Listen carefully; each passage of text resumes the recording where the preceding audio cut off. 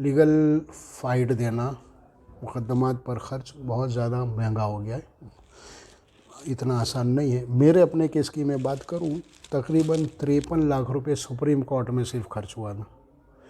मेरी पहली पेशी जब सुप्रीम कोर्ट में पहली डेट थी, जिस दिन फांसी पर स्टे आया, मुझे निचली कोर्ट ने फांसी सुनाई थी, फिर हाई कोर्ट ने उस फांसी को कंफर्म किया और 60 दिन का वक्त दिया था स्टे के लिए। 53वें 54वें दिन सुप्रीम कोर्ट में अपील फाइल हुई थी और 59वें दिन इस पर स्टे आया था फांसी पर। उस पहले रोज़ तकरीबन 33 लाख रुपए बिल हुआ था, मुझे जो बतलाया गया। एक रोज़ 12-13 मिनट सिर्फ आर्ग्यूमेंट हुई थी। बड़े बड़े वकील सुप्रीम कोर्ट में जमीयत की जानिब से अल्लाह जज़ाए खैर अता फरमाए, KTS तुलसी थे मेरी जानिब से, हरीश सालवे थे, फिर और कामिनी जायसवाल थे, अमरिंदर सरन थे, और भी कुछ वकील हजरात थे।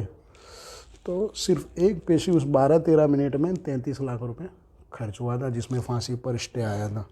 अभी एक केस हम लोग यहाँ देख रहे हैं बम्बई जमीयत की निगरानी में,